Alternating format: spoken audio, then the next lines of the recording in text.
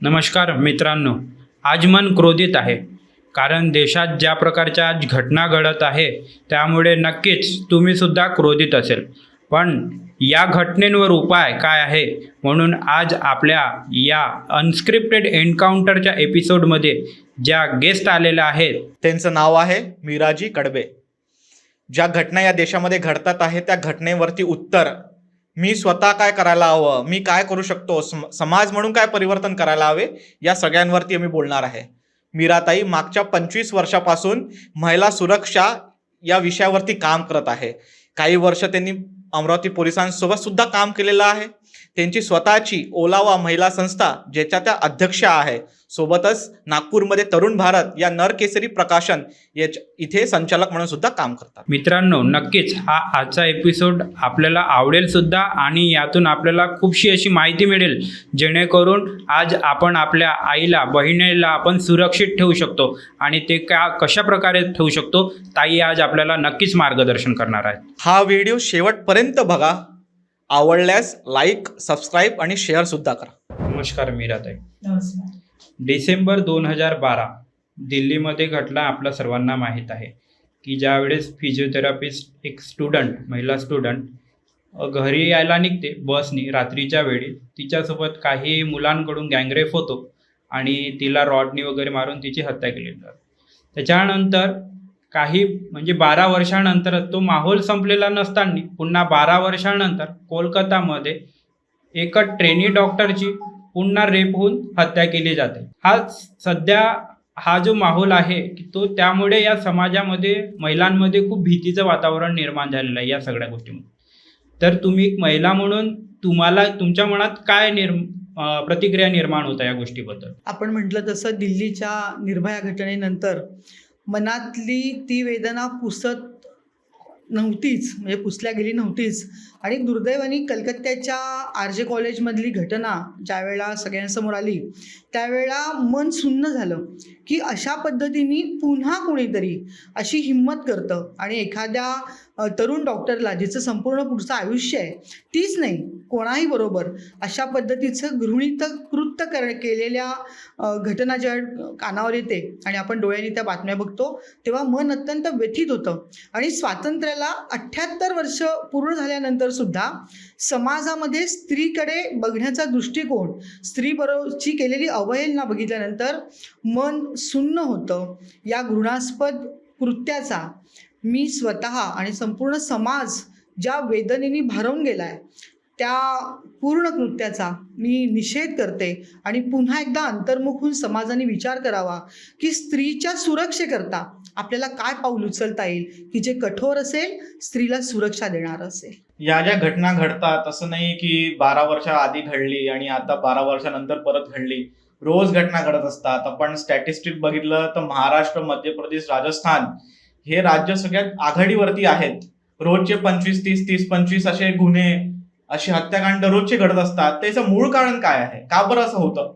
आपण खरं तर निर्भया घटनेनंतर वर्मा कमिटी शासनाने बसवली होती की ज्या कमिटीने असा विचार केला की ज्या पद्धतीने अशा पद्धतीच्या बलात्काराच्या घटना होतात, स्त्रियांबरोबर दुर्दैवी वर्तणूक होते, तर या कमिटीने कायद्यांना मध्ये दुरुस्ती करण्याकरता, कायदे अधिक कठोर करण्याकरता 3 सदस्यांची कमिटी होती की ज्या कमिटीने अभ्यास केला आणि कायद्यांमध्ये काय दुरुस्ती करता येईल की हे कायदे कठोर करावे. त्याच्यामध्ये आपण असं म्हणतो की महिलेवर एखादा बलात्कार झाल्यानंतर हा बलात्काराची शिक्षाही केवळ 2-3 वर्ष असून चालणार नाही, तर बलात्कार करणाऱ्यावर कठोर दंडात्मक कार्यवाही व्हावी. जुन्या कायद्यांमध्ये अनेक दुरुस्तीसुद्धा या कमिटीने सुचवल्या, ज्याच्यामध्ये त्यांनी सुचवलं होतं की होणाऱ्या शिक्षेमध्ये अधिक कठोर पाऊल उचलले जावे. जी शिक्षा त्याला होण्यासाठी जो कालावधी आहे हा कालावधी कमी करण्यात यावा. स्त्रीच्या सुरक्षेकरता काय काय करण्यात यावं अशा सगळ्या सूचना वर्मा कमिटीने दिल्या होत्या. पण दुर्दैव असं आहे की आलेल्या सूचना, कायद्यांमध्ये केलेल्या सुधारणा आणि त्यांचं इम्प्लिमेंटेशन याच्यामध्ये जो मार्ग आहे, ही जी पोकळी आहे, या पोकळीकरता काम करण्याची नितांत गरज आहे. कारण वर्मा कमिटीने आदेश दिले होते की पोलीस यंत्रणा अधिक जागृत करावी. ज्या ठिकाणी महिलांचा वापर असेल त्या ठिकाणी CCTV कॅमेरे लावावेत. अगदी पोलीस स्टेशनला सुद्धा ज्या ठिकाणी बलात्कार झालेल्या महिलेचं बयान घेतलं जातं ते बयान सुद्धा CCTV कॅमेऱ्याच्या अंतर्गत घेतलं जावं. जे लोक बलात्कारित महिलेला मदत करतात त्यांना सुद्धा सुरक्षा पुरवल्या जावी. जे याच्यामध्ये सेवा वर्कर म्हणून काम करतात त्यांच्याशी पोलिसांचं असणारं वागणं याच्यामध्ये सुधारणा व्हावी. म्हणजे जर कायदे कठोर झाल्यानंतर म्हणजे कायदे कठोर झाले आहेत पण त्या कायद्यांच्या कठोरतेचं इम्प्लिमेंटेशन याच्यामध्ये जी पोकळी आहे असणारा कायदा आणि गुन्हेगारावर होणारी कारवाई याच्यामध्ये जे अंतर आहे किंवा ते इम्प्लिमेंटेशन आहे ही इम्प्लिमेंटेशन सिच्युएशन जोपर्यंत हा कायदा कठोरप्रमाणे राबवला जात नाही तोपर्यंत मला असं वाटतं समाजामध्ये ही जी विकृत मानसिकता स्त्रियांवर अशा प्रत्येक प्रकारचा अत्याचार करते त्याला आळा बसणार नाही. महाराष्ट्रामध्ये शक्ती कायदा यांनी केलेला आहे, पण तो शक्ती कायदा राज्यातले राज्यकर्ते असं म्हणतात की केंद्राकडून अडकलेला आहे. महाराष्ट्रामध्ये तीच गव्हर्नमेंट आहे, केंद्रामध्ये तीच गव्हर्नमेंट आहे, मग यांना अडचण कुठे जाते? वर्मा कमिटीने जी शिफारस दिली ती अंमलात आणायला यांना अडचण कुठे जाते? मी जे म्हटलं आता की एखादा कायदा करणं त्या कायद्याअंतर्गत सुधारणा करून सूचना देणं आणि त्याचं इम्प्लिमेंटेशन या सगळ्या इम्प्लिमेंटेशन प्रोसिजरमध्ये एखादी घटना घडल्यानंतर त्या ठिकाणी असणारा पोलीस हा किती संवेदनशील आहे. त्याच्यामुळे मुळात पोलिसांची संख्या वाढवणं पोलिसांना या घटना हाताळण्याकरता जी संवेदनशीलता आवश्यक आहे ती संवेदनशीलता निर्माण करणं.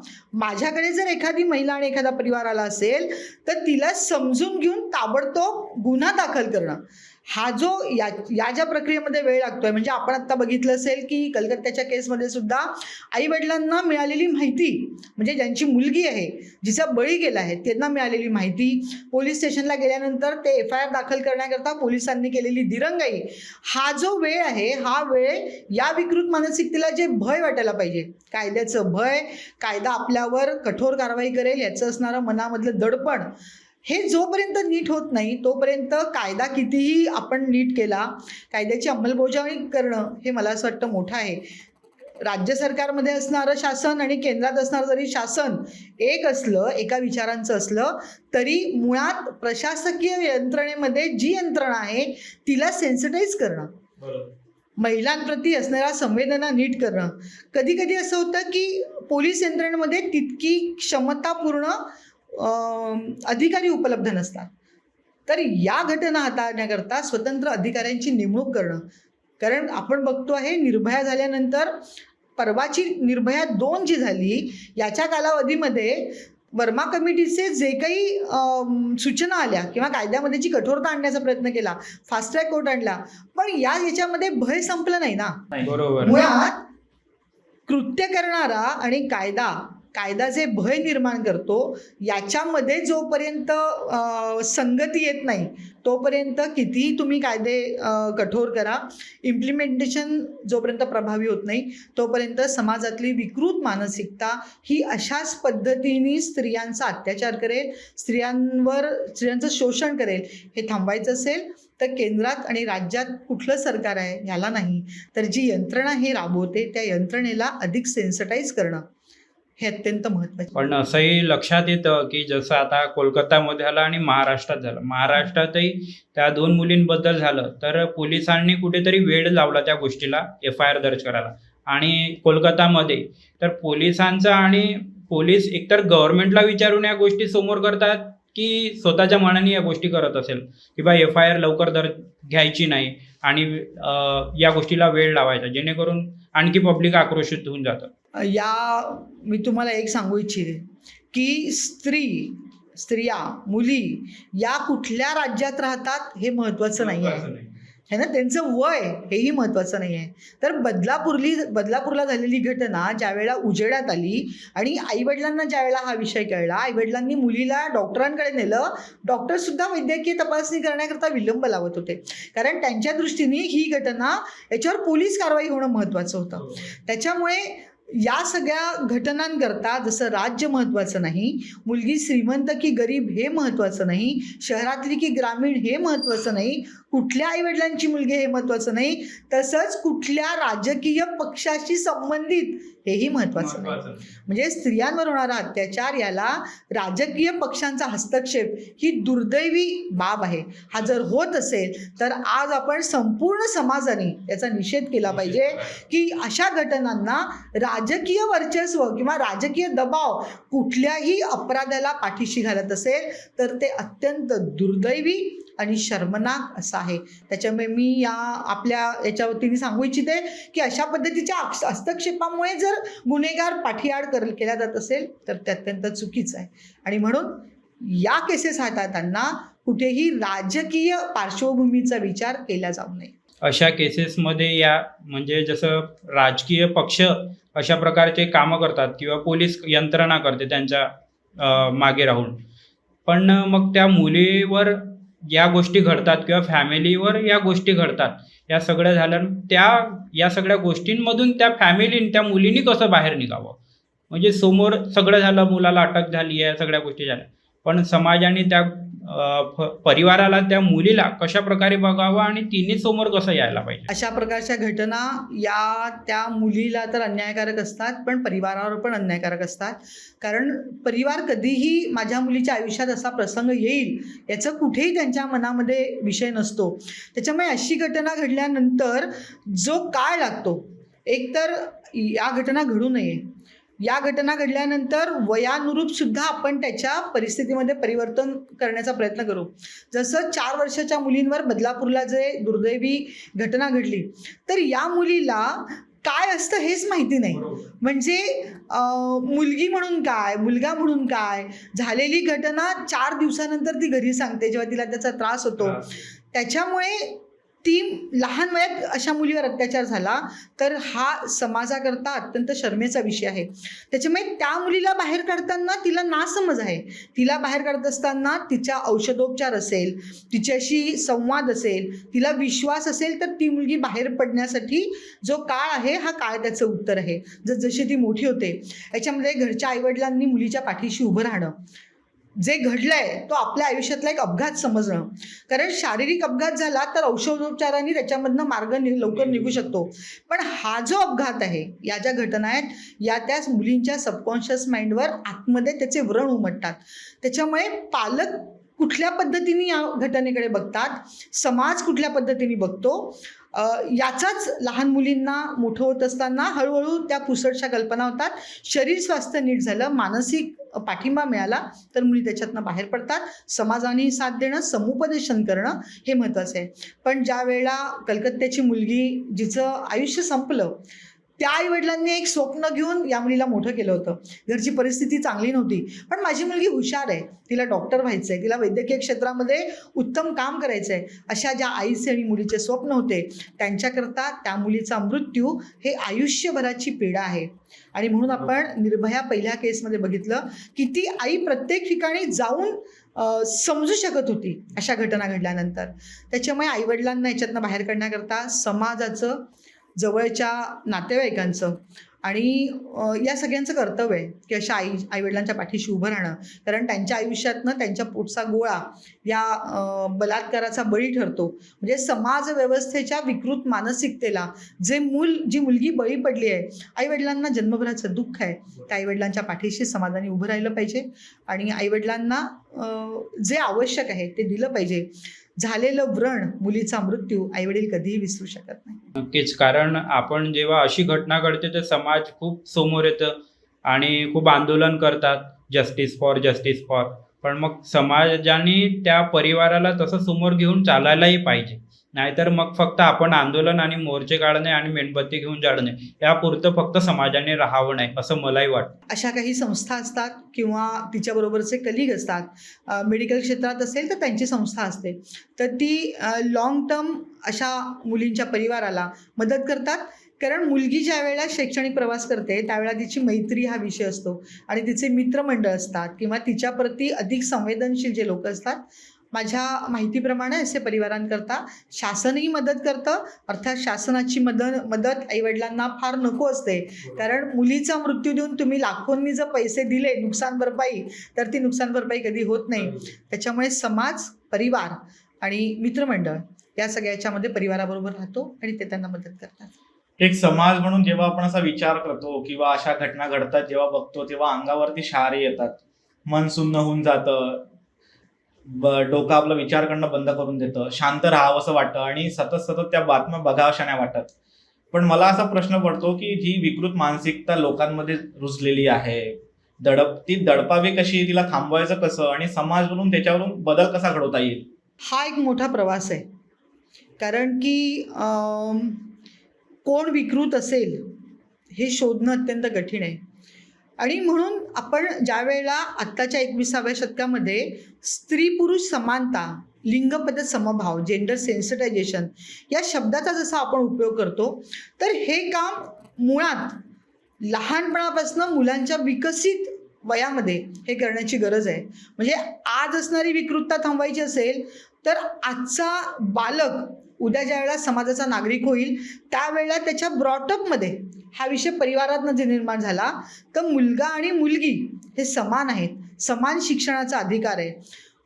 पुरुषांच्या नजरेत जर स्त्रियांबद्दल सन्मान ज्या दिवशी निर्माण होईल त्यावेळेला कोणीही पुरुष स्त्रियांकडे वाईट नजरेने बघणार नाही आणि समाजामध्ये स्त्रीची सुरक्षा होईल. त्याच्यामुळे जर विकृत मानसिकता दूर करायची असेल, पण षड्रिपूंपैकी एक रिपू ही विकृतताही आहे.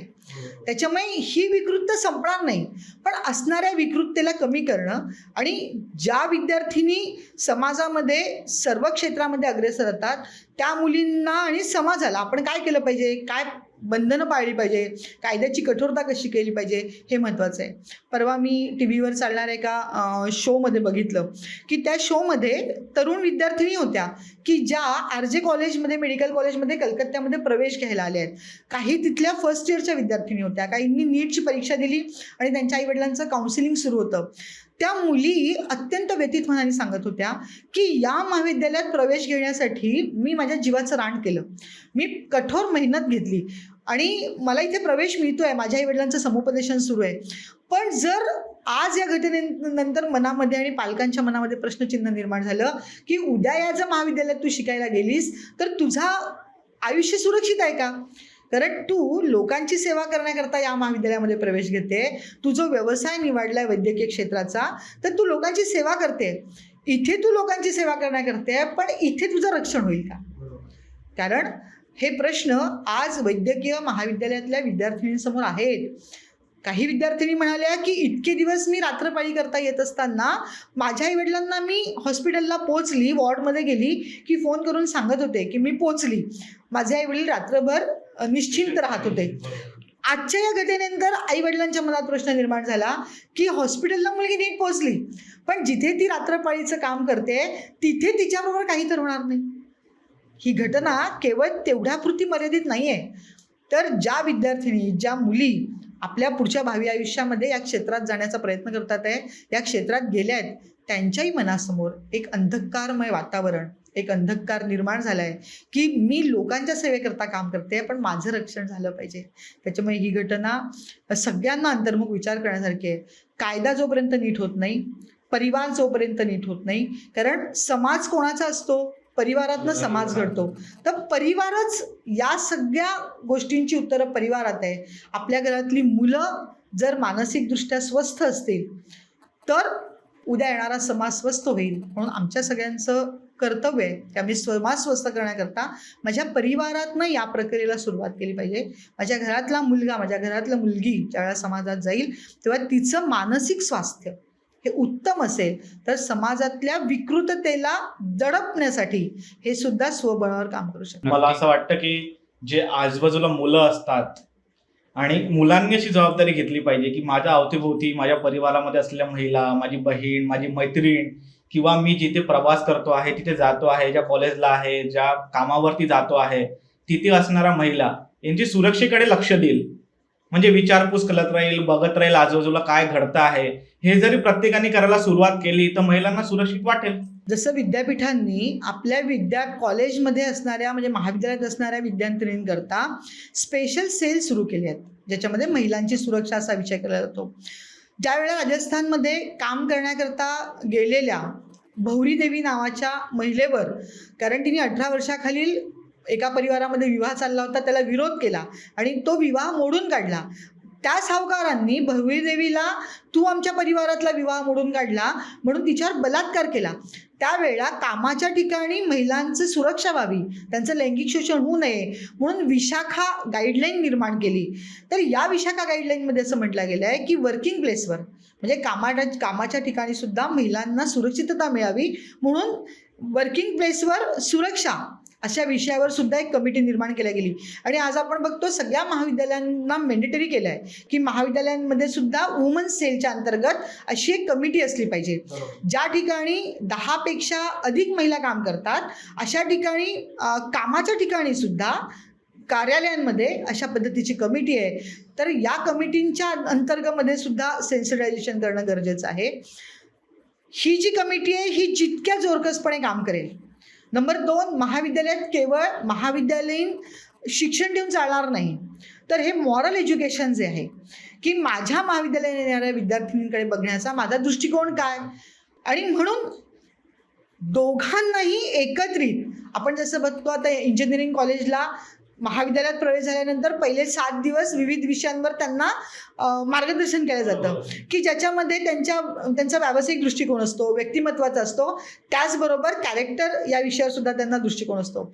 असे विषय केवळ कागदावर न ठेवता असे विषय सातत्याने ज्या ज्या ठिकाणी विद्यार्थी महाविद्यालयीन शिक्षण घेतो त्या ठिकाणी अधिक प्रबळपणे राबवल्या गेले तर मला असं वाटतं मुलांचा स्वतःकडे बघण्याचा, मुलांचा आपल्या सहकारी विद्यार्थिनीकडे बघण्याचा, मुलांचा ज्या परिसरात आपण राहतो त्या परिसरामध्ये असणाऱ्या आपल्या वर्तणुकीचा जो भाव आहे तो बदलेल. कारण ही संख्या जशी वाढेल चांगल्या मानसिकतेची तसं महाविद्यालयात होणारी गुंडागर्दीला आळा पडेल. ज्या विद्यार्थ्यांना आम्ही जे म्हणून ते महाविद्यालयात होईल या भूमिकेतनं जे येतात, जे गुंडागर्दी करतात त्याही मुलांना वचक बसेल. आणि म्हणून शिक्षणामध्ये बौद्धिक शिक्षणाबरोबर मी कोण, माझी भूमिका काय याचं शिक्षण जर महाविद्यालयामध्ये विद्यार्थ्यांना दिलं तर मला असं वाटतं तो विद्यार्थी गुणवत्तेत पण श्रेष्ठ होईल आणि क्रियान्वयन कर्मामध्ये सुद्धा श्रेष्ठ होईल. आणि म्हणून आपल्या समाजातल्या प्रश्नांची उत्तरं ही कुठेही कायदा, पोलीस यंत्रणा त्याला एक सबस्टिट्यूट आहे, पण जो पूर्ण वेळ तिथे असतो तोच त्याचं उत्तर आहे. आणि म्हणून या ज्या कलकत्त्याच्या घटनेमध्ये तिथे असणारं वातावरण अनेक विद्यार्थ्यांना माहिती होतं, अनेक सिनियर्सला माहिती होतं. कारण एका तिच्या सिनियरनी सांगितलं अत्यंत गुणवत्तापूर्ण मुलगी होती ती, म्हणजे बौद्धिकदृष्ट्या गुणवत्तापूर्ण होती, मेरिटची स्टुडंट होती. तिचा सिनियर सांगतो की मी सिनियर असून माझं जे कॅल्क्युलेशन म्हणजे मला जे समजायचं नाही उपचार करताना ते सगळं तिला समजत होतं. म्हणजे समाजाने एक उत्तम डॉक्टर गमावला आहे. आणि शिवाय तिला ज्या पीडा सहन कराव्या लागल्या, तिच्याबरोबर रेप झाला की गँगरेप झाला, तिच्या जे काही फोटो आहे किंवा तिच्याबद्दल जे काही आता बाहेर पडतंय त्याच्यामध्ये 9 प्रकारच्या जखमा, तिच्या डोळ्यातनं येणारं रक्त, तिच्या कानातनं रक्त, तिच्या तोंडातनं रक्त, तिचा पाय 90 डिग्रीमध्ये फाकलेला, हे सगळं अत्यंत दुर्दैवी चित्र आहे. आणि म्हणून सगळ्या ठिकाणच्या विद्यार्थ्यांनी हे निश्चित केलं पाहिजे की माझ्या सहचारी असणाऱ्या विद्यार्थिनीकरता मी काय करेन. आणि म्हणून त्या भूमिकेतनं आपण आलो तर मला असं वाटतं याचा प्रश्न निश्चित. नक्कीच ताई, की बा म्हणजे आताची जी सिच्युएशन आहे की सगळ्यांनी म्हणजे सगळ्यांच्या मनात एक भीती निर्माण झालेली आहे. मग तो भाऊ असो, बाबा असो की मग मुली असो घरच्या, पण ही भीती फक्त नागरिकांच्या मनात आणि समाजाच्या मनात निर्माण झाली आहे. जो करतो किंवा अशा प्रकारची मानसिकता असतो त्याच्या मनात ही भीती निर्माण होत नाहीये. त्यामागे आपला कायदा व्यवस्था कमी पडत आहे का कुठेतरी? आपले कायदे उत्तम आहेत, मी पुन्हा तेच सांगते की इम्प्लिमेंटेशन. म्हणून या व्यवस्थेकरता, स्त्रियांवरील अत्याचाराकरता स्वतंत्र यंत्रणा असली पाहिजे. गुन्हा घडल्यानंतर पोलिसांनी किती वेळात गुन्हा नोंदवला पाहिजे हे असलं पाहिजे. इन्व्हेस्टिगेशन प्रक्रिया ही अधिक ताकदीची गेली पाहिजे. आणि हा जो विलंब लागतो म्हणजे पहिल्या निर्भयाला न्याय मिळण्याकरता वर्षानुवर्ष वाट बघावी लागली. हे जे भय नाही आहे की आज केलं तर कधीतरी सापडू, जेव्हा आपल्यावर शिक्षा होईल तेव्हा पाहिल्या जाईल, ही जी मानसिकता विकृत मानसिकतेची आहे. मग कुठेतरी समाज म्हणतो की उत्तर प्रदेशमध्ये ज्या क्षणाला गुन्हा घडतो त्या क्षणाला प्रतिक्रिया होते. ते अपेक्षित आहे का समाजाला? ते अपेक्षित आहे का पोलीस यंत्रणेला? ते अपेक्षित आहे का न्यायव्यवस्थेला? जर समाज घडणाऱ्या घटनांच्या प्रती जर संवेदनशील आहे तर तो समाज त्याच वेळेला कायद्याला मानेल की ज्या वेळेला कायदा ताबडतोब फास्ट ट्रॅक या घटनांवर अंमलबजावणी करेल. केवळ कायदे उत्तम असून चालणार नाही, तर जो कालावधी आहे त्या कालावधीला कमी केलं पाहिजे. गुन्हेगाराला हे कळलं पाहिजे की मी हे जर करीन तर माझ्यावर ताबडतोब कारवाई होईल. असे जर भय कायद्याचं निर्माण झालं पाहिजे, कायद्याचा वचक निर्माण झाला पाहिजे. हे जर भय निर्माण झालं तर वस्तीतनं जाणाऱ्या मुलीकडे सुद्धा वाईट नजरेने बघण्याची कुठल्याही तरुणाची विकृत मानसिकतेची हिंमत होणार नाही. विकृतता संपेल असं मी म्हणत नाही, कारण विकृतता जी आहे तिला थोपवण्यासाठी कायद्यांची अंमलबजावणी, जवळ असणाऱ्या पोलीस स्टेशनची सक्रियता, ही सक्रियता ज्या वेळा निर्माण होईल त्यावेळेला कायद्याचं भय निर्माण होईल आणि गुन्हा करताना गुन्हेगार विचार करेल मी केले तर याचे काय परिणाम मला भोगावे लागतील. ही जी विकृत मानसिकता असते पुरुषांमध्ये ती कुठेतरी कुणाला तरी बघून घडत असते. कोणता सिनेमा बघितला, कोणचा OTT प्लॅटफॉर्मवरती वेब सिरीज बघितली किंवा त्या हिरोला बघितलं, तो हिरो तसा मुळात नसतो, त्याचं जीवन एकदम शुद्ध असतं, पण तो तशी भूमिका त्याच्यामध्ये करत असतो. तर मला तुम्हाला असं विचारायचं आहे की जे सेलिब्रिटी लोक असतात, VIP लोक असतात, ते अशी भूमिका करतात, ते कुठेतरी याला खतपाणी घालतात. OTT प्लॅटफॉर्म आणि वेब सिरीज, आता होतं काय की घरांमध्ये आपल्या मुलांना एंगेज करण्याकरता तो 8-10 वर्षाचा असतो तेव्हापासून त्याच्या हातामध्ये मोबाईल दिला जातो. आणि मग हा मोबाईल देत असताना आई वडील मुलांना वेळ देऊ शकत नाही आणि मग वेळ दिल्यानंतर मोबाईल दिला जातो आणि मग या मोबाईलवर मुलांनी काय बघायचं याचं आईवडिलांच्या हातात काही उरत नाही. आणि जी मुलं अशा पद्धतीने मोबाईलचा वापर करतात, OTT प्लॅटफॉर्म वेब सिरीजवर ज्या काही घटना घडतात, जे काही दाखवलं जातं, सुरुवातीला याचं प्रमाण सौम्य असतं आणि ज्या वेळेला सौम्य प्रमाणातून मुलगा पुढे पुढे जातो आणि जे जे अवेलेबल असेल ते बघतो त्यावेळेला आपल्या लक्षात येतं की मुलांची संवेदनशीलता संपत जाते.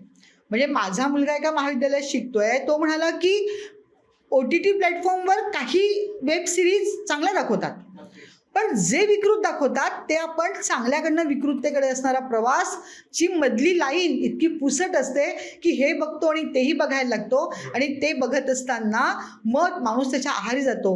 OTT प्लॅटफॉर्म वेब सिरीजवर दाखवणाऱ्या सिरीज या आजच्या तरुणांची व्यसनाधीनता झाली आहे. कारण आपण ज्यावेळेला वैश्विक बघतो, याचा एक डाटा कलेक्ट झाला आहे, त्याच्यामध्ये भारतामध्ये 8 तास 45 मिनटं प्रत्येक व्यक्ती मोबाईलवर बघत असतो आणि वैश्विक स्तरावर 6 तास 29 मिनटं असं याचं प्रमाण आहे.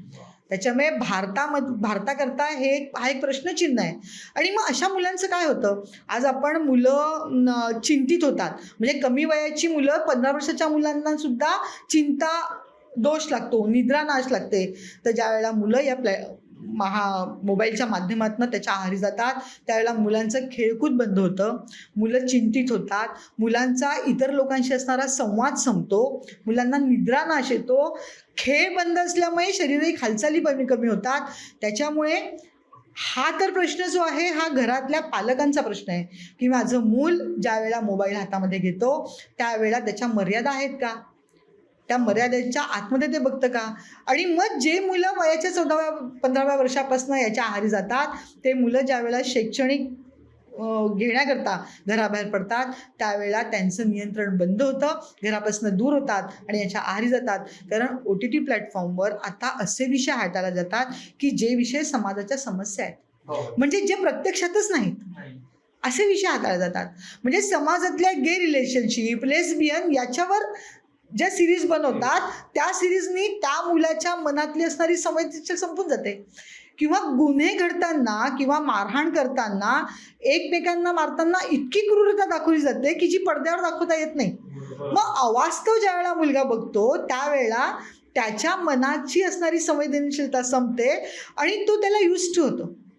आणि मग डोळ्यासमोर एखादी चुकीची घटना घडली तर तो म्हणतो हे तर मी पाहिलंच आहे, मग या घटनेवर मी प्रतिकार केला पाहिजे, हे त्याच्या भावविश्वात कुठेही नसतं. आणि म्हणून दुर्दैवाने आपल्याला असं दिसतं की एखादी घटना घडत असेल तर त्या मुलाला उठून जावंसं वाटत नाही, कारण यापूर्वी त्यांनी ते OTT प्लॅटफॉर्मवर बघितलेलं असतं आणि त्याच्यामुळे त्याच्या डोळ्यांमध्ये असणारी तीव्रता संपलेली असते. त्याला वाटतं हे होतच असतं.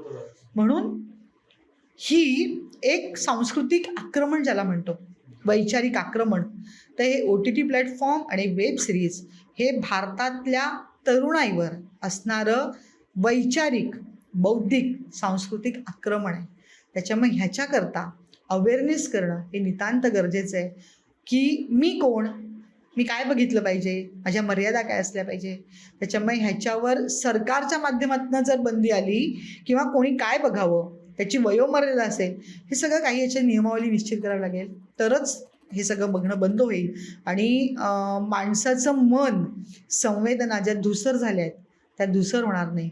घडणाऱ्या घटनेवर ताबडतोब एक सर्वे असा लावता की दर महिन्याला मुलगा जो म्हणजे 5 वर्षाचा 6 वर्षाचा मुलगा जो TV वर सिरियल बघतो त्याच्यामध्ये तो 20,000 वेळा कोणी कोणाला मारलंय हे बघतो.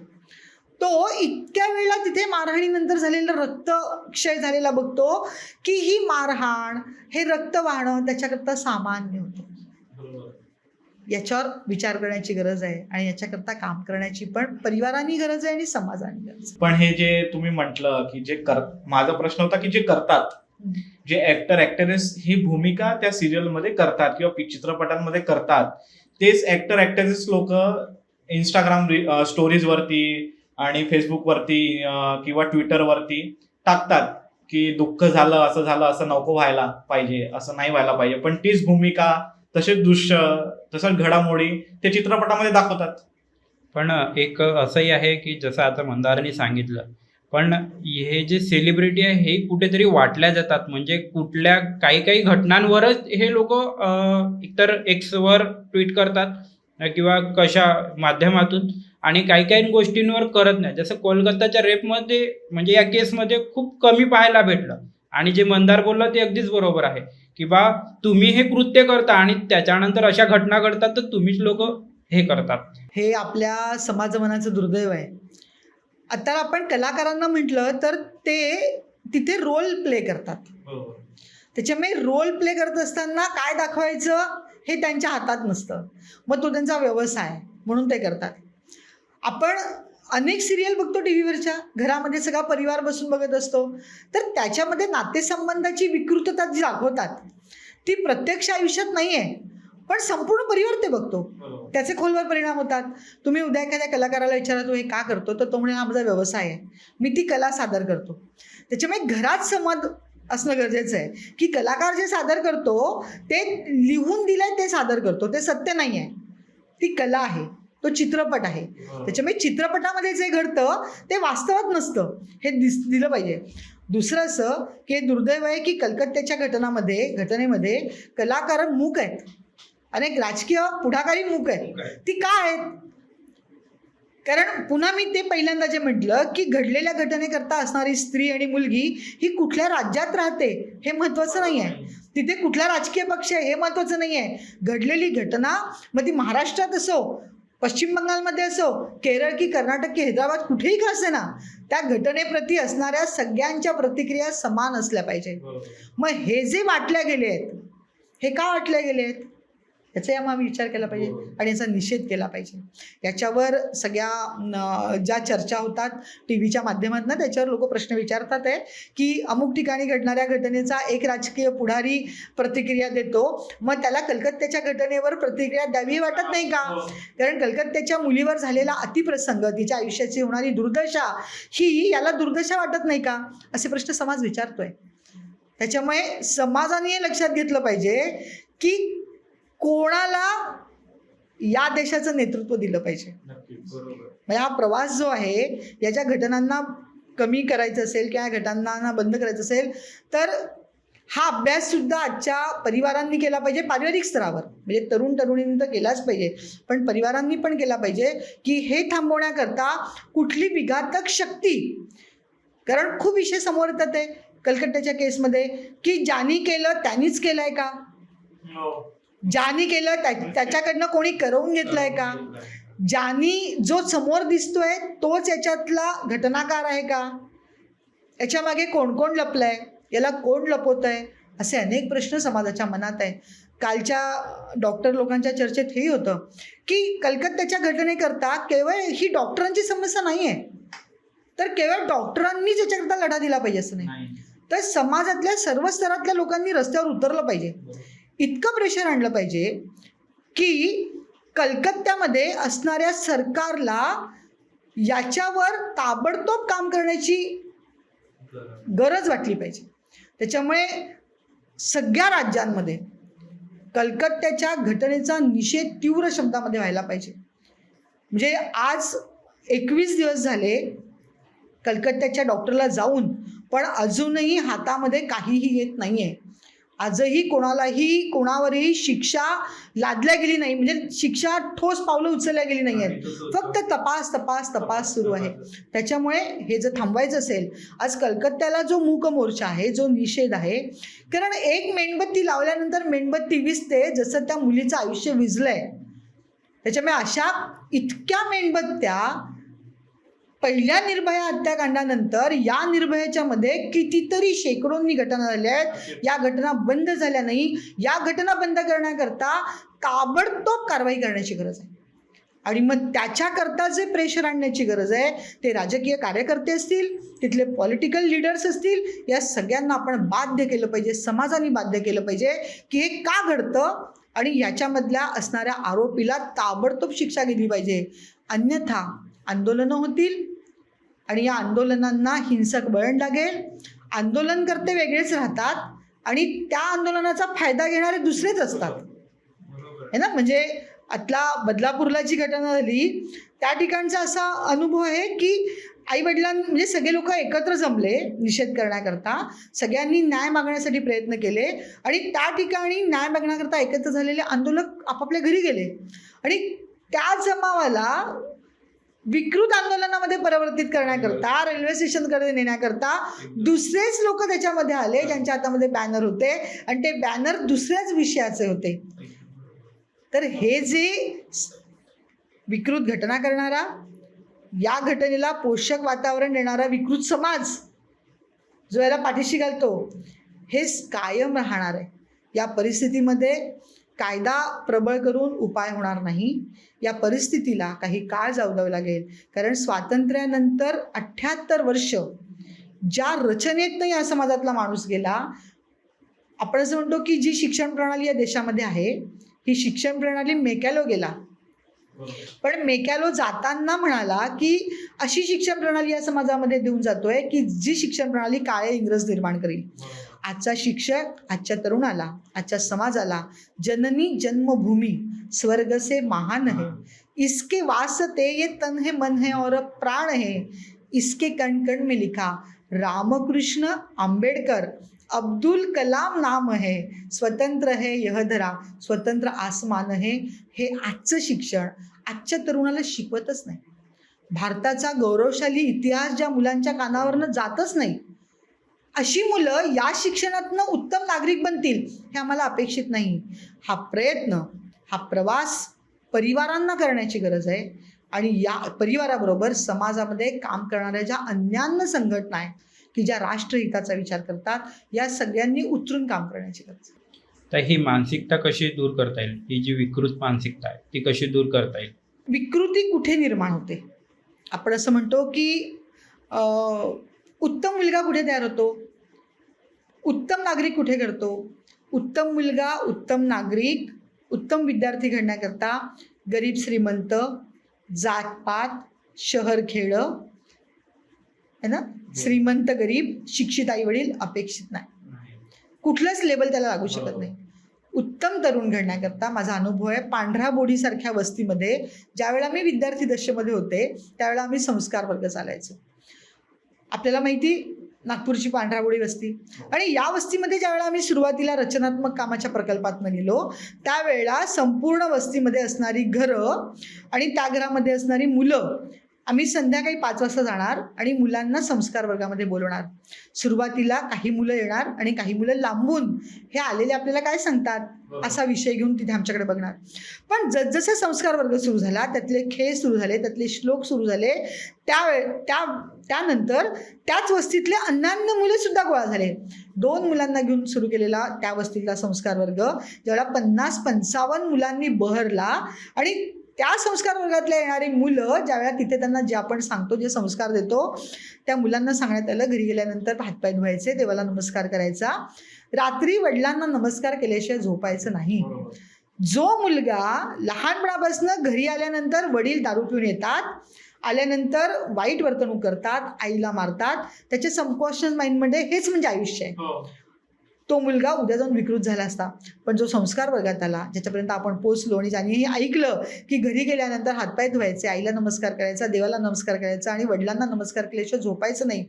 रात्री 9 वाजता येणारा वडील ज्याला दारू पिऊन घरात आला आणि घरात आल्यानंतर तो घरात आल्यावर मुलगा धावत आला आणि वडिलांना नमस्कार केला. वडील म्हणाले वाईट शब्दात की तू काय करतोय असे. त्यावेळेला तो मुलगा म्हणाला बाबा मला सांगितलं संस्कार वर्गाने की घरी वडिलांना नमस्कार करायचा. त्या वडिलांनी 4 दिवस हे बघितलं आणि वडिलांना स्वतःची लाज वाटली की माझा मुलगा मी दारू पिऊन आलो तरी मला नमस्कार करतोय, यांनी मला नमस्कार करावा याच्याकरता मला नीट होणं गरजेचं आहे. हा जो प्रवास आहे समाज परिवर्तनाचा, हा प्रवास त्या 6व्या वर्षाच्या मुलांनी आपल्या वडिलांना दारूच्या व्यसनातून दूर केलं. कारण वडिलांना मुलाचा नमस्कार घेण्याकरता मला त्याच्या योग्य व्हावं असं वाटलं. कदाचित वडिलांची दारू, वडिलांचं घरात आईशी वर्तणूक, आईला मारतात, आईला उलट बोलतात, हे जर विचार घेऊन तो मुलगा जर लहानचा मोठा झाला असता तर उद्या जाऊन त्यालाही वाटलं असतं की स्त्रीशी असंच वागलं पाहिजे. ही जी विकृत मानसिकता असते ही या माध्यमातून मोठी होते. त्याच्यामुळे आपल्याला वस्ती पातळीवर, गाव पातळीवर, उत्तम परिवारांमध्ये सुद्धा या काम करण्याची गरज आहे. म्हणजे उत्तम मूल जसं म्हणतात की फूल कमळाचं चिखलातही उमलतं, तसं उत्तम मूल किंवा दुर्दैवी मूल उत्तम घरात सुद्धा निर्माण होऊ शकतं. म्हणजे घरामध्ये सगळं काही आहे पण आईवडिलांचा वेळ नसेल, आईवडील मुलांकडे लक्ष देत नसतील आणि अशा मानसिकतेत भावनिकदृष्ट्या तुटलेला मुलगा तोही विकृत होऊ शकतो OTT प्लॅटफॉर्मच्या माध्यमातून. त्याच्यामुळे विकृततेला ती कुठे असेल हे सांगता येत नाही. चांगल्या घरातला मुलगा पण तसा घडू शकतो. आणि म्हणून समाजामध्ये ज्या अन्यान्य काम चालतं, या कामाने वस्ती पातळीवर जर काम केलं तर 25 विकृत निर्माण होतील, त्याच्याऐवजी ती संख्या कमी कमी होत जाईल. त्याच्यामुळे ज्यांना मिळालं आहे, त्यांची पोट भरली आहेत, त्यांनी जे उपाशी आहेत त्यांना आपल्या पोळीतला अर्धा तुकडा द्यावा, आपल्या संस्कारातला अर्धा तुकडा द्यावा आणि त्यांनाही या प्रवासाला आणावं, तरच समाजातल्या या मानसिकतेला आपण थांबवू शकतो. जसं आपण आपलं जे मंथन सुरू आहे, या मंथनाचा एकच उद्देश आहे की समाजाने काय करता येईल, लोकांनी काय करता येईल जेणेकरून या घटना थांबतील. आपण बघितलं की पांडव होते तर कौरव सुद्धा होतेच, देव आहे तर राक्षस सुद्धा राहणारच आहे. तर आपण तेच म्हणतोय की काय केल्याने या घटना कमी होतील. तर मला असं वाटतं की मुलींना जर लहानपणापासूनच शाळेमध्ये सेल्फ डिफेन्सचे धडे गिरवले तर कुठेतरी त्यांच्यामध्ये अशी क्षमता निर्माण होईल की त्यांच्या अंगावर कोणी धावून आलं की त्याला विरोध करू शकतील, विरोधच नाही तर त्यालाही पाडू शकतील. सेल्फ डिफेन्स करता काही प्रशिक्षण देणं हा सुरक्षेतला एक भाग असू शकतो. पण मला हे करता आलं म्हणजे मला कराटे करता आलं याचा अर्थ मी स्वसुरक्षा करेन असं नाही. मी एक समुपदेशक आहे आणि गेल्या 30 वर्षांपासून या क्षेत्रात काम करते. सुरुवातीला असणाऱ्या महिलांच्या समस्या या वेगळ्या होत्या, 15 वर्षांपूर्वी असणाऱ्या समस्या वेगळ्या होत्या आणि गेल्या 15 ते 20 वर्षांपासून आईवडील आपल्या तरुण मुलींना घेऊन केंद्रात येतात आणि सांगतात की माझ्या मुलीला अमुक अमुक मुलांनी फसवलं. माझे 100% 100 मुलींपैकी 95 मुलींकरता कोणी कोणाला फसवलं, एखाद्या मुलाने फसवलं या विषयाशी मी असहमत आहे. कारण जोपर्यंत कुठलीही मुलगी कुठल्याही मुलाला फसवू देत नाही तोपर्यंत तो मुलगा फसवत नाही. याच्यावर माझा दृढ विश्वास आहे, याचा माझा प्रत्यक्ष कामाचा अनुभव आहे. आणि म्हणून मुलींना लहानपणापासून मी कोण, मुलांना पण म्हणजे घरामध्ये परिवारामध्ये मुलगा मुलगी असेल त्यांना लहानपणापासून हे शिक्षण दिलं की मी कोण. कारण ज्या घरामध्ये एक वेळेचं जेवण आहे त्या घरातली मुलगीसुद्धा अशा प्रकारचा अत्याचार झाला तर त्याचा विरोध करू शकते. आणि ज्या घरामध्ये पोटभर जेवलेली मुलगी आहे तिच्यावर अत्याचार झाला तर ती गलित गात्र होते. त्याच्यामुळे प्रशिक्षण महत्त्वाचं आहे, मी त्याला विरोध करत नाही, पण प्रशिक्षणाबरोबर जर आजच्या मुलींना लहानपणापासून तू कोण, तुझ्या क्षमता काय, त्याचं जर शिक्षण दिलं तर मला असं वाटतं त्याचं उत्तर मिळू शकतं. कारण माझं म्हणणं आहे की मुलींचं परिचय मी, माझे आईवडील, माझे भाऊ बहीण, माझा मित्रपरिवार, माझी शाळा आणि माझा आत्मविश्वास हा मुलींच्या आयुष्याचा प्रवास आहे. आणि माझी वेशभूषा, केशभूषा, शब्द, संवाद, दृष्टी आणि आत्मभान हे तिच्या सुरक्षेचं कवच आहे. ज्या मुलींच्या डोळ्यामध्ये आत्मविश्वास असेल त्या मुलीला हात लावण्याची कोणाची हिंमत होत नाही. कलकत्त्यासारखी घटना जी प्रीप्लान्ड होती असू शकेल, त्याच्यामध्ये तिच्यावर झालेला विरोध हा पण, तिला झालेला अन्याय आपण मान्य करू शकतो. पण ज्यावेळेला एखाद्या आजच्या तरुणी म्हणतात समाजामध्ये की अमुक मुलांनी मला फसवलं, त्याचा जर रेशो बघितला तर ती त्याला फसवू देते आहे का, हे न फसवू देण्याकरता तिला योग्य वयामध्ये मार्गदर्शन करणं, तिला जागं करणं की हाही तुझं पाऊलवाट आहे, या पाऊलवाट्यावर जात असताना या मर्यादांचं तुला पालन करायला लागेल. मला असं वाटतं कोणी कोणाला फसवू शकत नाही. दुर्दैवाने 4 वर्षांच्या मुलीवर अत्याचारही होतो, जिथे तिला माहितीच नाही याला अत्याचार म्हणतात, त्यालाही बळी पडणार आहेत. अशा ठिकाणी शाळा चालक, संस्था चालक यांना अगदी डोळ्यात तेल घालून याच्यावर काम करण्याची गरज. OTTच्या माध्यमातून किंवा जे आजची मूवीज वगैरे येतात तर हे जे फसवाफसवीचे कारण होतात तर यांच्या माध्यमातून तर होत नाही किंवा हे बघतात पिक्चर वगैरे किंवा मूवीज वगैरे, तर आपणही अशा प्रकारे करायला पाहिजे असं मुलांना कुठेतरी वाटतं का, आणि मग त्याच्यामुळे अशा घटना घडतात? असं होऊ शकतं ना. म्हणजे आपण असं म्हणतो की बुद्धिमत्ता कमी असेल पण आयुष्याचा मार्ग जर नीट असेल तर ती मुलं याच्या बळी पडत नाही. पण मुळातच काही कारणांमुळे ज्यांचं व्यक्तिमत्व परिपूर्ण नाही असे मुलं अशा गोष्टींच्या आहारी जातात आणि मग ते बघितल्यानंतर आपणही केलं पाहिजे असं होतं. आज महाविद्यालयांमध्ये सुद्धा मुलांच्या समोर ध्येय शून्यच असतील तर 4 मित्र मिळून काय बघतात, अशा पद्धतीच्या OTT प्लॅटफॉर्मवरचे चुकीचे विषय बघतात. आणि मग अशामध्ये एखादा चांगला मुलगा सुद्धा अडकला जातो जो विरोध करू शकत नाही. आणि मग 4 मुलं त्यातले 4 बाजूला राहतात आणि एकाला करायला लावतात. हे सुद्धा वास्तव आहे ना. त्याच्यामुळे महाविद्यालयांमध्ये असं मी म्हटलं की शैक्षणिक शिक्षण तर असलंच पाहिजे. त्याचबरोबर आज महाविद्यालयात असणारा तरुण उद्याच्या समाजाचा नागरिक आहे. तर ही महाविद्यालयांची सुद्धा जबाबदारी आहे की मी कोण, हे माझा विद्यार्थी. शाळा, महाविद्यालय हे तर उद्याच्या समाजाचा, राष्ट्राचा आधारस्तंभ आहे. कारण संस्कार या ठिकाणाहून अधिक मोठ्या पद्धतीने होतात आणि म्हणून ही एक मोठी शृंखला आहे. म्हणजे आज पुन्हा चिंतन करण्याची वेळ आहे की शिक्षणाच्या संस्था कशा आहेत, तिथे असणारा प्राध्यापक कसा आहे, त्या प्राध्यापकाचं आपल्या विद्यार्थ्यांकडे असणारा बघण्याचा दृष्टिकोन कसा आहे, तो आपल्या मुलांना काय देतो आणि तिथून मुलगा शैक्षणिक गुणवत्ता घेऊन, पदवी घेऊन बाहेर पडत असताना समाजाला उत्तम नागरिक होऊन बाहेर पडतो की नाही, हा एक मार्ग आहे आणि या मार्गावर विचार करण्याची गरज आहे. नक्कीच जसं तुम्ही आता महाविद्यालयाची गोष्ट केली तर तिथल्या शिक्षकांनी आणि तो मॅनेजमेंट आहे त्यांनी अशी सुद्धा व्यवस्था करायला पाहिजे. जर ही व्यवस्था केली असती तर बदलापूरची घटना घडलेली नसती. नाही, त्या मॅनेजमेंटला किंवा शाळा जे चालवतात त्यांना बाहेरून जो येणारा व्यक्ती आहे, समजा तो 4-5 तासासाठी साफसफाई करायला येणार आहे किंवा तो गेस्ट लेक्चर घ्यायला येणार आहे, असे जे व्यक्ती आहे त्यांच्याकडे नजर ठेवायला तरी काहीतरी यांनी व्यवस्था केली पाहिजे. शाळांकरता ही गाईडलाईन आहे की शाळेमध्ये सगळ्या ठिकाणी CCTV कॅमेरे असावेत. जर आपल्याकडे त्या ठिकाणी आज महिला कर्मचारी उपलब्ध नाही, जर CCTV कॅमेरा असता आणि तो शाळेच्या मुख्याध्यापिकेच्या टेबलवर असता आणि तिने त्याच्यावर लक्ष दिलं असतं तर हा कोणीतरी त्या मुलींना घेऊन जातोय हे लक्षात आलं असतं. त्याच्यामुळे CCTV कॅमेरे हे असलेच पाहिजेत. वर्मा कमिटीने जे दिले आहे त्याच्यामुळे अंधाऱ्या ठिकाणी CCTV कॅमेरे असले पाहिजे. ज्यावेळेला कामाची ठिकाणाहून महिला घरी जाते त्या पूर्ण मार्गावर CCTV कॅमेरा असले पाहिजे. शाळांना सुद्धा हे कंपल्सरी आहे की शाळेमध्ये सुद्धा एका ठिकाणी बसणाऱ्या प्रिन्सिपलला शाळेमधल्या सगळ्या ठिकाणी शाळेच्या परिसरात काय चाललं आहे, शाळेच्या या अशा पद्धतीच्या ठिकाणी काय चाललं आहे हे बघितलंच त्यांनी पाहिजे. म्हणजे आपण लक्षात आलं नाही, होऊन गेलं, बाहेरून आलेला कर्मचारी होता, असे याच्यामध्ये सोयीचे मार्ग करून चालणार नाही. कारण 2 मुलींच्या आयुष्यावर, त्या परिवारावर झालेली दुर्दैवी घटना, या घटनेनंतर त्यालाही आरोपीला शिक्षा व्हायलाच पाहिजे ताबडतोब. हे जे वेळ लावणं प्रकरण आहे हे अत्यंत दुर्दैवी आहे. म्हणजे मलाही वेदना देणारे आहे, आईवडिलांना तर पेटून उठवणार आहे. आणि बदलापूरकर म्हणूनच पेटून उठले. त्यांचं म्हणणं होतं की आम्ही कामाच्या ठिकाणी ज्यावेळेला जातो त्यावेळेला आमच्या मुलांना शाळेत सुरक्षितता मिळेल, शिक्षण मिळेल या विश्वासाने आम्ही आमची मुलं शाळेत पाठवली.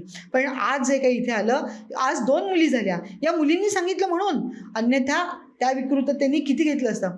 यावेळेला शाळा काय करते है ना, हेही प्रश्न आहेत. त्याच्यामुळे या सगळ्या प्रश्नांवर सुदैवाने परवा मला एका शाळेत जाण्याचं काम पडलं आणि त्या शाळेने ताबडतोब, पण या घटनेने मॅनेजमेंट हल्ली आणि ताबडतोब त्यांनी बोलवलं आणि त्यांनी सांगितलं की आम्हाला सुद्धा बाहेरून बोलवायला लागतात, पण ह्याच्यावर अधिक चिंतनशीलपणे आणि अधिक सक्रियतेने आम्ही लक्ष देऊ.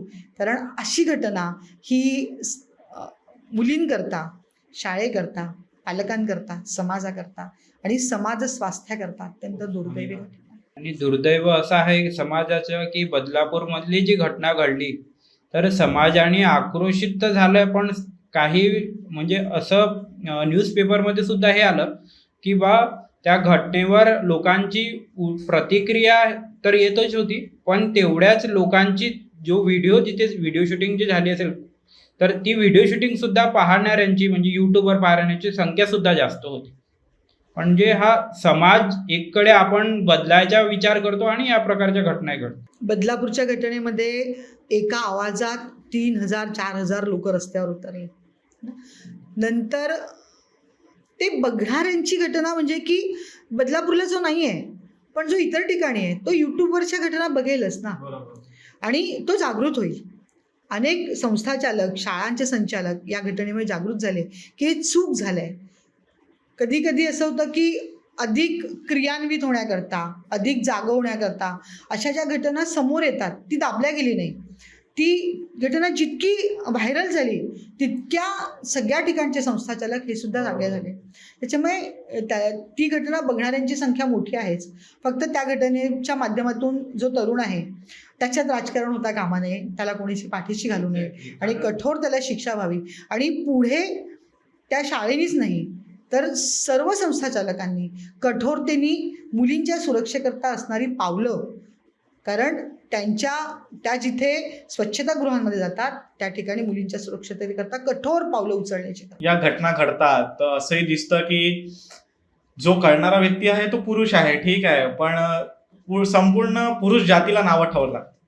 म्हणजे एकाने चूक केली आहे, ठीक आहे, त्याला तुम्ही म्हणा, पण संपूर्ण पुरुष याच्यामध्ये चुकीचे नाही. पण आपण पुरुष स्त्री हा विषय नाही आहे ना, कारण अनेक घटनांमध्ये असं होतं की एखादी महिला सुद्धा सहाय्यभूत असते. एखाद्या पुरुषांनी एखाद्या महिलेवर अत्याचार करण्याकरता, जसं मी आंतरधर्मीय विवाहामध्ये पण काम करते, तर त्या घटनेमध्ये असं लक्षात येतं की कोणीतरी मुलगीच एका चांगल्या मुलीला अशा पद्धतीचा परिचय करून देते, त्यातनं मैत्री होते. तिला माहिती असते या मैत्रिणीला की आपल्या मैत्रिणीला ज्या तरुणाशी आपण ओळखी करून देतो तो समाजातला चांगला व्यक्ती नाही आहे, पण ती ते करत असताना स्वतःचं प्रलोभन बघते, त्याला बळी पडते. त्याच्यामुळे चांगलं वाईट हे स्त्री आहे की पुरुष आहे याला अवलंबून नाही आहे. कारण स्त्री पुरुष हा लिंगभेद जरी असला तरी आपण माणूस आहोत. मग माणूस म्हणून पुरुष पण उत्तम असू शकतो आणि माणूस म्हणून स्त्री पण उत्तम असू शकते. हे जे स्वभावाचे वैगुण्य आहेत हे स्त्री पुरुष दोघांमध्ये असू शकतात. आणि म्हणून पुरुषांनाच केवळ आपण त्याचं म्हणू शकत नाही की पुरुषच त्याला दोषी आहेत असं नाही, पण आपण एकूण रचनेमध्ये असं बघतो की लैंगिक शोषण हे पुरुष करतो है ना, पुरुषाकडून हे जातं. आणि म्हणून पुरुष समोर येतो की अशा पद्धतीच्या घटनांमध्ये ज्यांनी अशा पद्धतीचं शोषण केलं तो पुरुष आहे. कारण की असं बघितलं, माझ्या दृष्टीस आपण समाजात काम करतो तो खूप ठिकाणी जाणं होतं आणि गोष्टी संपर्कात असतात तर लक्ष देतात. एका बाईने एका पुरुषाला घरी बोलवलं, आधीचं भांडण होतं, खुन्नस होती, बदला घ्यायचा होता, तर त्या पुरुषाला घरी बोलवलं आणि स्वतःचे कपडे फाडून घेतले आणि ओरडायला लागले की यांनी माझ्यावरती अतिप्रसंग केला. तर हे खूप आणि या रेप केसेसमध्ये ज्या रजिस्टर्ड होतात त्याच्यामध्ये खूप केसेस फॉल्स असतात. पॉलिसी असतात. मी सुरुवातीलाच तुम्हाला सांगितलं की ज्या वेळेला अशा प्रकारच्या घटना घडतात त्यावेळेला 100 पैकी खूप मोठ्या प्रमाणातल्या घटना या मुलींनी मैत्री, प्रेम, सहवास आणि मग अविश्वास झाल्यावर घटना दाखल केलेल्या असतात. हा सगळा प्रवास चुकीचा आहे.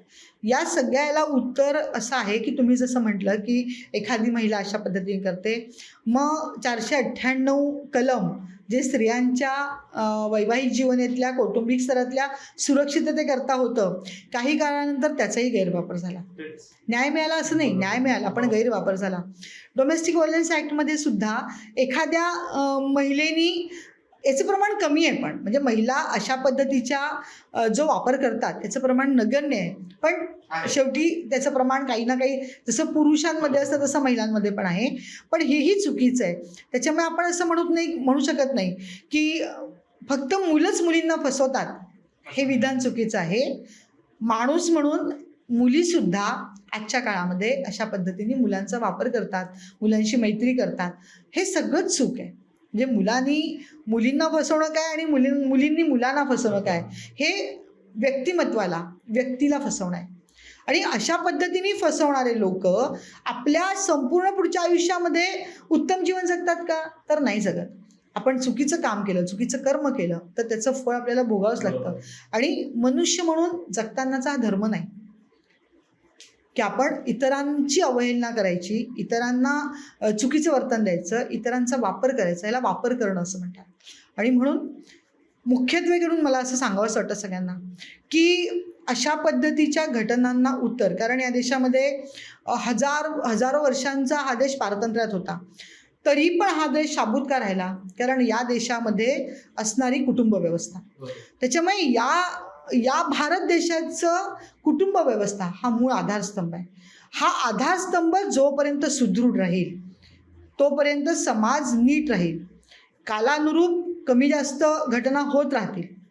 आत्ता आपण असं म्हणतो की OTT प्लॅटफॉर्म किंवा समाजातली विकृत मानसिकता किंवा समाजाचं त्या तरुणांचं मन मरणं की मी हे करतोय हे चुकीचं आहे. श्रद्धा आफताबच्या केसमध्ये आफताबनी श्रद्धाचे 35 तुकडे करणं आणि हे तुकडे केल्यानंतर ज्या वेळेला आपण अशा पद्धतीने आंतरधर्मीय करणाऱ्या मुलींना अनुभव सांगतो त्यावेळेला ती मुलगी आपल्याला सांगते की त्यांनी केले असतील पण माझा जो आंतरधर्मीय मित्र आहे तो असा नाही.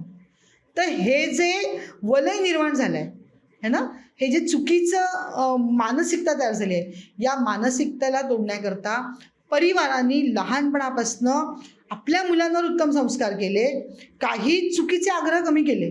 म्हणजे तू घरात राहू नकोस पण अभ्यास कर, तुझी फक्त मार्क्स मोजल्या जातील, तुझी नोकरी, तू आत्मनिर्भर झालं पाहिजे. हे सगळं करत असताना तो मुलगा आणि मुलगी माझ्या परिवारातनं तुटतोय का? त्याच्यामध्ये नात्यांमध्ये असणारा संवाद, आईवडिलांप्रती असणारी संवेदना, आईवडिलांप्रती असणारी श्रद्धा. कारण आंतरधर्मीय विवाह करणाऱ्या मुली ज्या वेळेला अशा प्रकारच्या घटनांमध्ये फसतात आणि विवाह करून जातात आणि फसलेल्या मुलींना ज्यावेळेला आमच्याकडे समुपदेशनाला आणलं जातं त्यावेळेला या मुलींचा अभ्यास केल्यानंतर लक्षात जातं की कोणीही तरुण अशा मुलीला त्याच वेळा फसवू शकतो ज्या वेळेला त्या मुलीची भावनिक स्थिरता चांगली नसते. तिच्या सबकॉन्शियस माइंडमध्ये घरामध्ये काही जर वाद असतील, आईवडिलांचं नातं चांगलं नसेल, घरामध्ये भावनेची कमतरता असेल, भावविश्व जर कोरडं असेल तर अशा मुलींना एखादा आंतरधर्मीय तरुण फसवण्याकरता सोपं जातं. त्याला तो तर ते करणारच, त्याचं ठरलं आहे की अशा पद्धतीच्या या धर्मातल्या अन्य धर्मातल्या मुलींना फसवायचं आणि त्यांच्याशी ते विवाह करायचं, धर्म परिवर्तन करायचं. पण समाजातल्या मुली का फसतात याचं चिंतन ज्या वेळेला आपण करतो त्यावेळेला मुली त्याच्यामध्ये अडकतात कारण त्या आपल्या घराशी पक्क्या नसतात.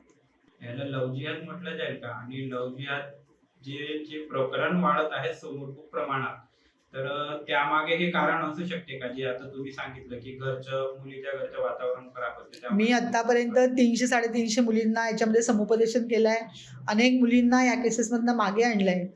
एखादी मुलगी अशा पद्धतीच्या चक्रव्यूहात अडकते हे परिवाराला कळतं पण दुर्दैवाने परिवार ते लपवतं.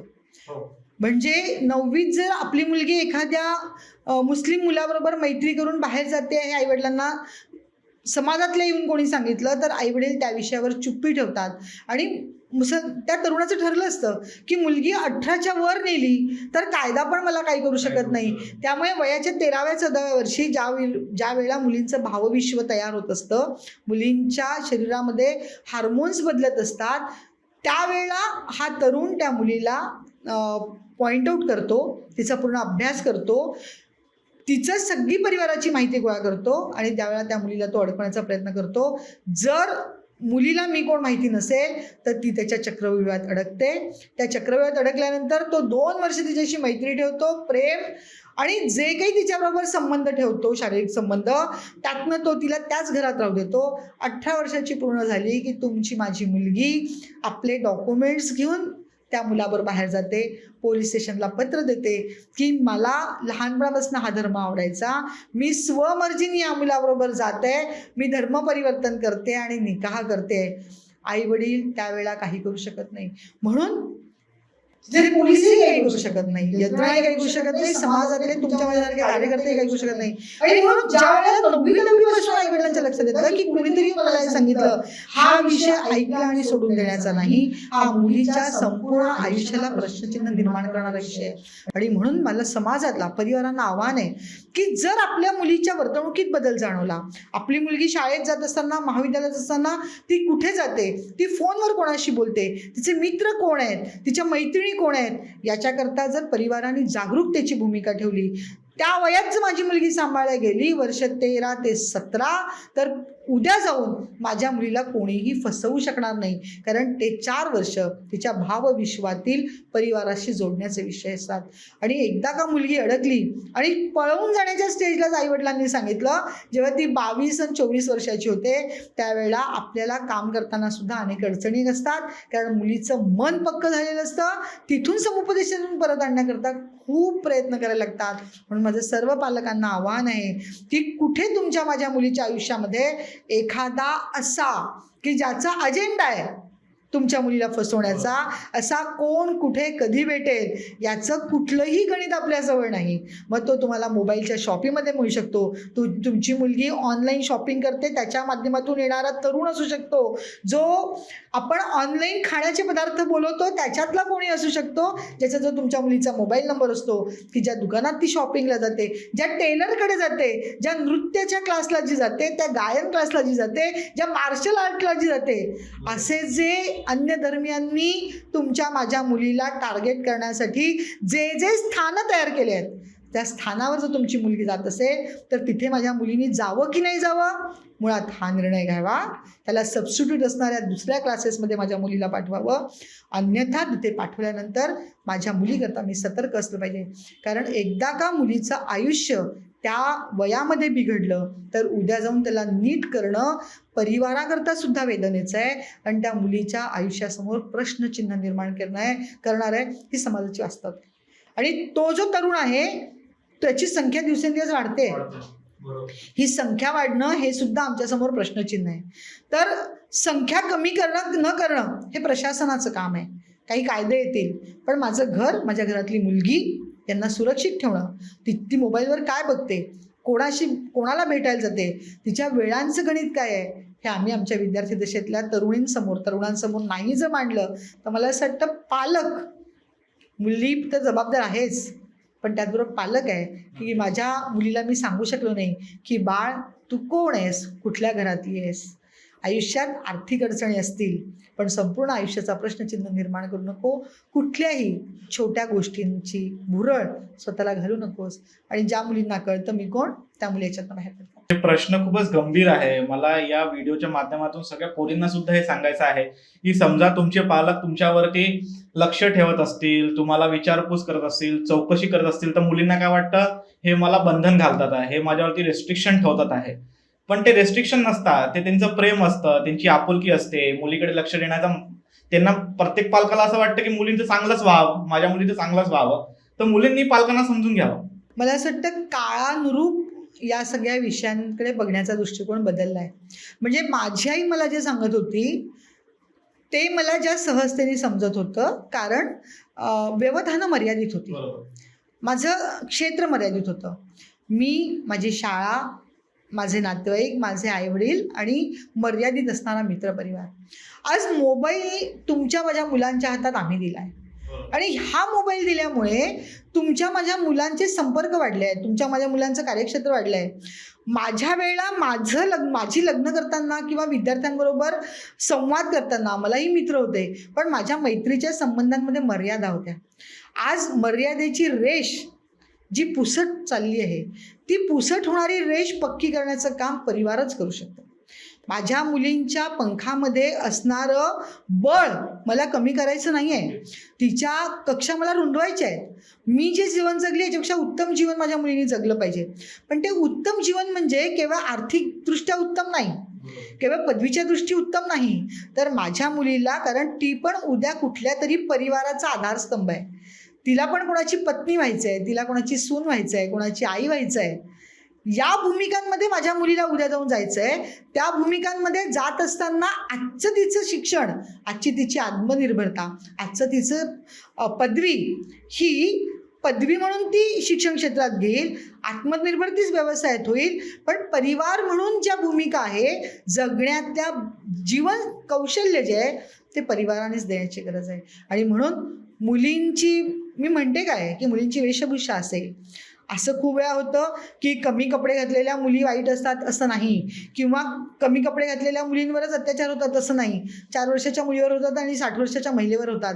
पण आपलं असं म्हणणं आहे की आपलं रक्षण करण्याकरता, आपण रक्षणाकरता जे जे आवश्यक आहे, जे समाजाच्या विकृत डोळ्यांना सुद्धा त्रास देणारा नसेल असा पोशाख आम्ही केला पाहिजे. पोशाख उत्तम असला पाहिजे, त्याची रंगसंगती उत्तम असली पाहिजे, आपल्या आर्थिक क्षमतेनुसार त्याची किंमतही कमी जास्त असली पाहिजे.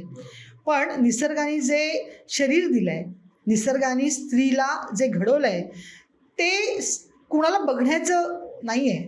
तर आपलं रक्षण वेशभूषा, केशभूषा, शब्द, संवाद, आणि ज्या मुलींची दृष्टी सामर्थ्यशाली आहे, ज्या मुलींच्या दृष्टीमध्ये आत्मविश्वास आहे, तिला हात लावताना समोरचा 4 वेळा विचार करेल. आणि म्हणून मी ज्या ओलावा महिला बहुउद्देशीय सेवा संस्थेचं काम करते, ज्याचं अध्यक्ष जी मी सुरू केली, त्याच्यामध्ये सुरुवातीला कौटुंबिक समस्या मी सोडवत होते, पण हळूहळू समाजाची गरज बघून मुलींकरता कामाला सुरुवात केली.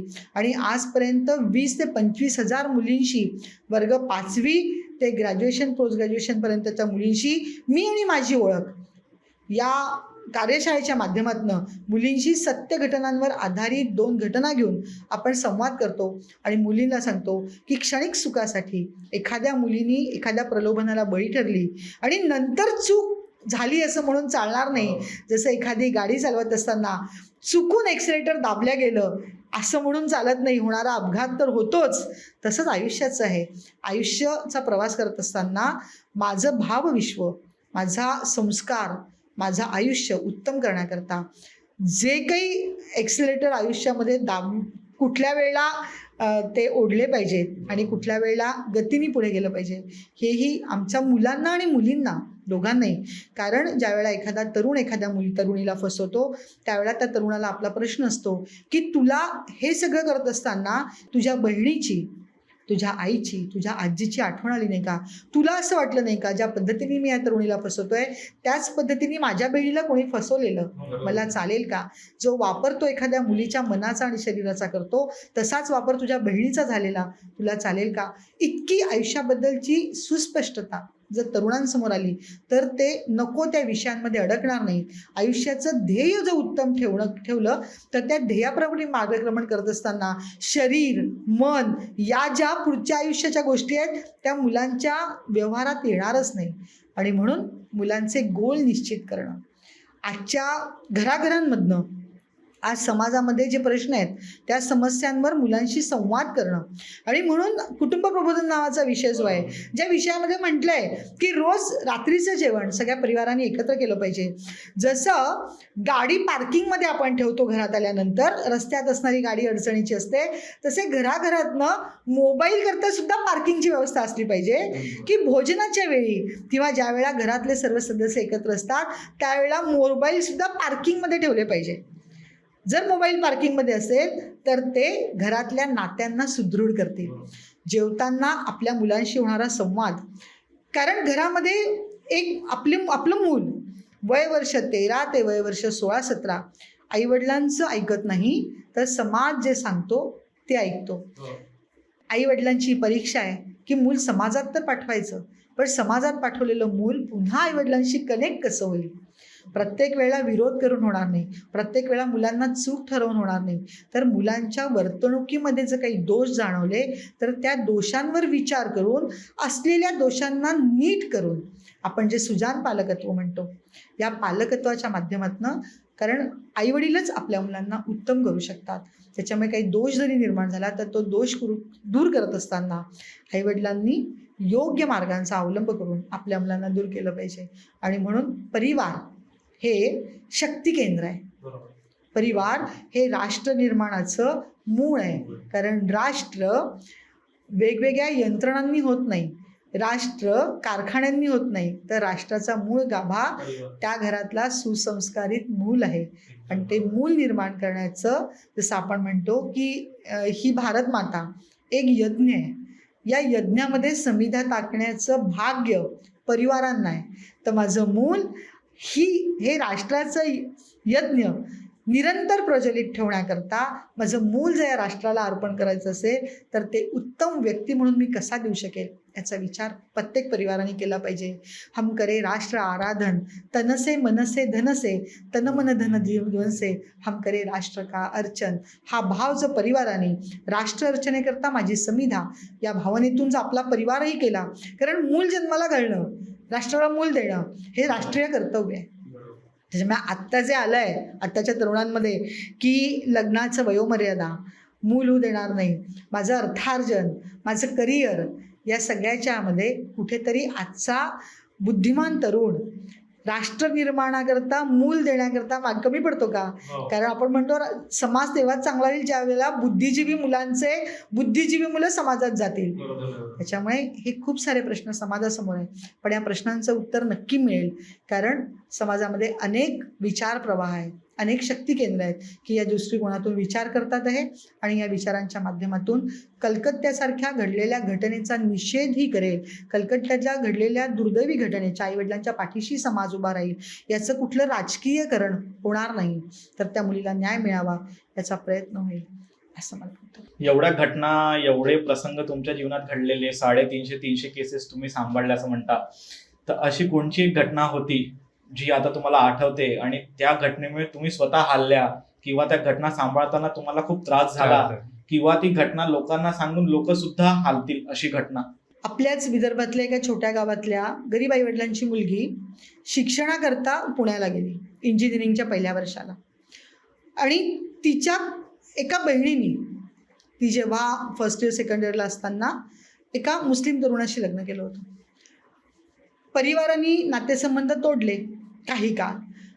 ज्या वेळेला ही मुलगी 9वीत होती त्यावेळेला तिच्या बहिणीचा विवाह झालेला होता मुसलमान तरुणाशी. आणि मग 2-3 वर्षांनी ज्यावेळेला मुसलमानाशी विवाह केलेल्या मुलीला घरच्यांनी ॲक्सेप्ट केलं आणि ती मुलगी जेव्हा यांच्याकडे आली त्यावेळेला 3 वर्ष होऊन गेले आणि ही 11वी-12वीत असणारी, जी 9वीत मुलगी होती ती 11वी-12वीत होती. आणि मग त्या मुसलमानाला घरात प्रवेश नव्हता, पण ही बहीण येत होती. ती बहीण असं म्हणाली या 11वीत गेलेल्या आपल्या बहिणीला की माझा नवरा मला भेटायला बगीच्यात येतोय मुलांना, तू पण चल माझ्याबरोबर. आणि ही बहीण आपल्या या 9वीतनं 11वीत गेलेल्या बहिणीला बगीच्यात घेऊन गेली. तिथे तो मुसलमान, तिचा पती आला.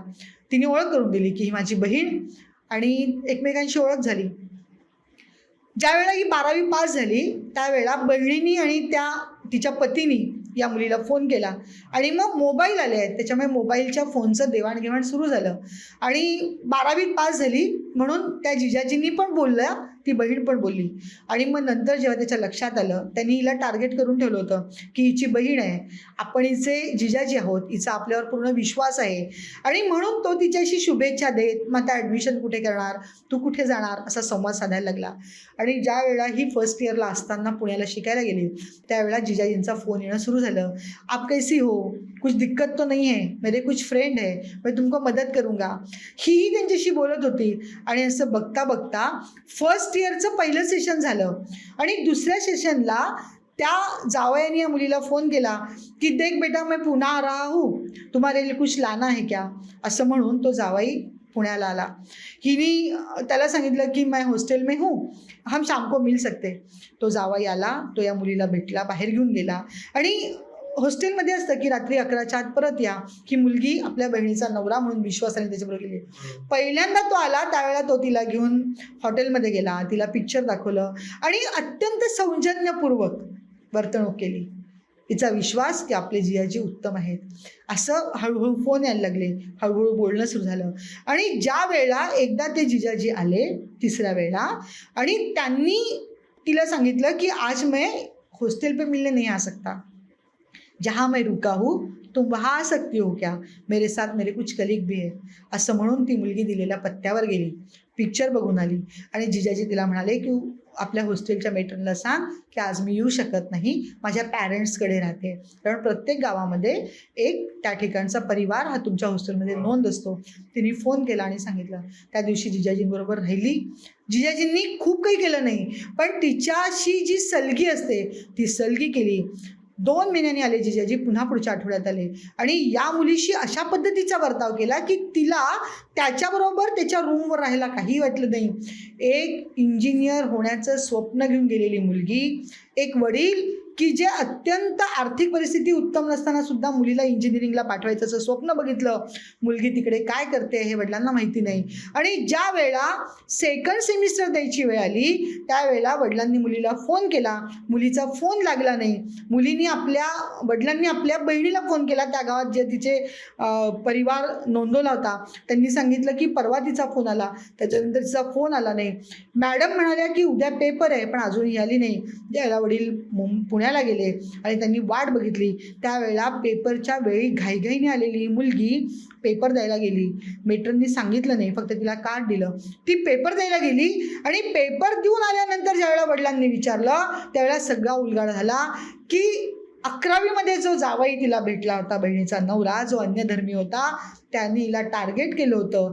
4 महिन्यामध्ये मुसलमान ज्या पद्धतीने ओळख, मैत्री, भेट, प्रेम, सहवास, शारीरिक संबंध हा जो मार्ग मुसलमान अवलंबतो तोच मार्ग हिच्याही बरोबर अवलंबला होता. आणि इतकं त्याचं प्रमाण वाढलं होतं की त्यांनी हिला तिकीट दिलं आणि ही त्याच्या हैदराबादच्या ऑफिसला जात होती. घरच्यांना माहिती नव्हतं.